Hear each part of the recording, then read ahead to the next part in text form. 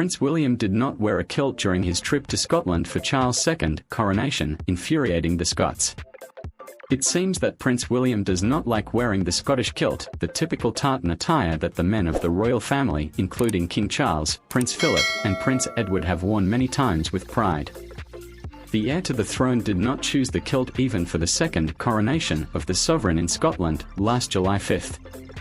The occasion was perfect, but according to rumours, William would have refused for the umpteenth time to follow the tradition. The Scots, upset, do not understand the reason for this aversion to the kilt, fearing that one of their most beloved traditions may die because of the Prince of Wales. More than just a little skirt. It's impossible not to know about the kilt.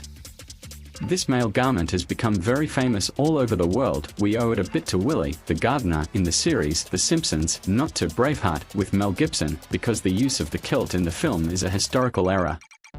Sometimes it has been the subject of ridicule and derision, but in reality, it is much more than a piece of clothing and has a long and important history. In Scotland, it has become a real tradition that no one would ever give up and in which an entire nation identifies, because it is part of its culture.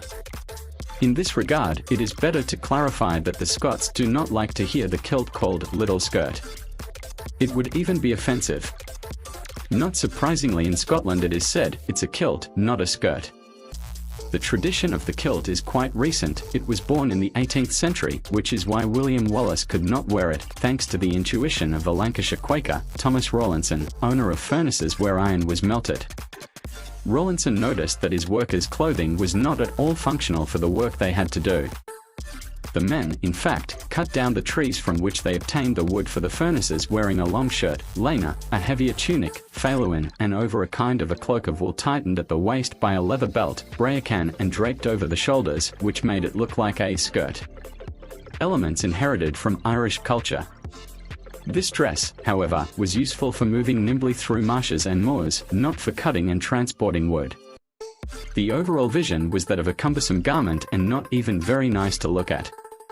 Rawlinson had the idea to separate the upper draping from the little skirt, which became a single item on its own, the kilt.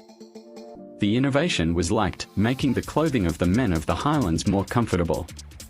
Today, the kilt is worn with the sporran, in Gaelic a small purse, a kind of waist-tied purse, woolen socks that reach up to the calf, shoes with laces tied at the ankle, the brooch that joins the ends of the tartan on the chest, and the steian dub, the black knife, tucked into the right sock.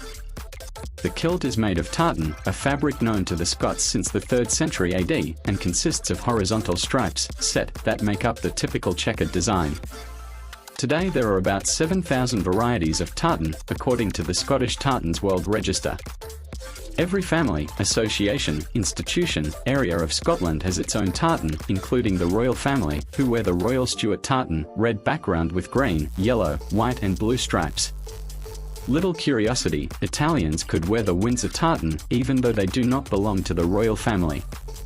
It was Charles Edward Stuart, also known as Bonnie Prince Charlie, who granted this privilege to the Italian people as a thank you for the support received as a Jacobite claimant to the throne of England, Ireland, and Scotland. In fact, with the failure of the Jacobite uprising, which ended with the defeat in the Battle of Culloden, Charles Edward took refuge in Rome.